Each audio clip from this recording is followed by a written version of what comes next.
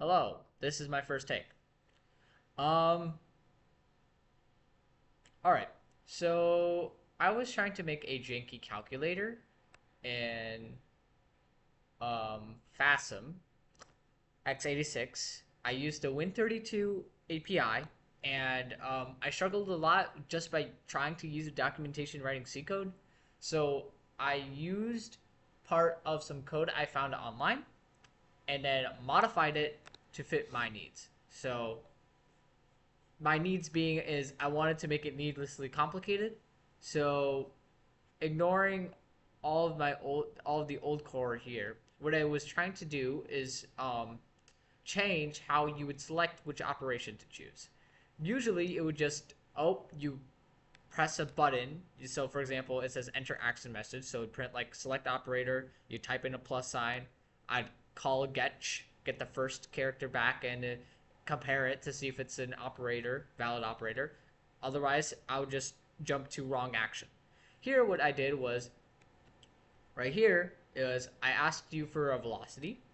I asked the user for a gravity, and then doing some funny little candy data calculations, I calculate max height. I thankfully tell the user, hey, this is what I got back for the max height. And then I use that to then select my operator. So if the max height is above 20, it divides. If it's above 15, it multiplies.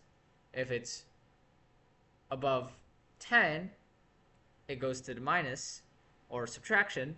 And if it's above 5, it goes plus. Now, I could say it's 15 or less than 20, 10 and less than 15, and so on. But yeah, I'm fast. Um, from there, the rest was pretty simple. You just move results.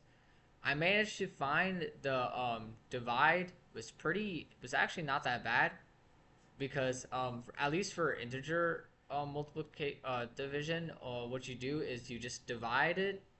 You move the result into EAX and you move the rest into EDX, and then you push the result using this string and you call printf.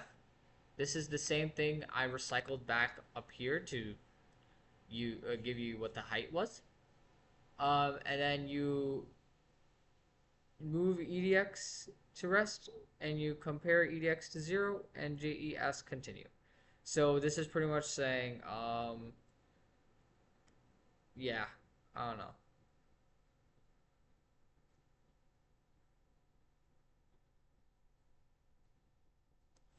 Oh yeah, and then it just oh wait, yeah. This okay. This section checks early if it's like a function, for example, is 4 divided by 2.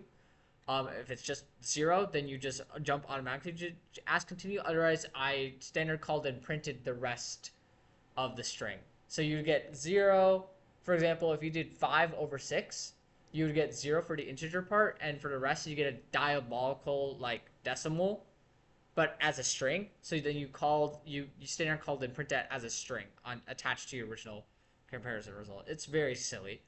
Um, and then from there, there's some other stuff that I had to take account for decimal places. But yeah, and then here's to check for division by 0, so on and so forth.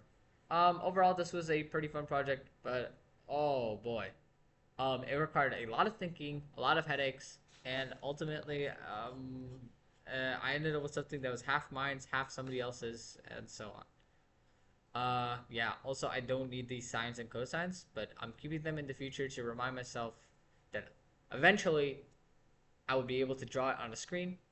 I have some C code, like instructions written in C with the kinematics, but I wasn't able to port them into assembly. So, yeah.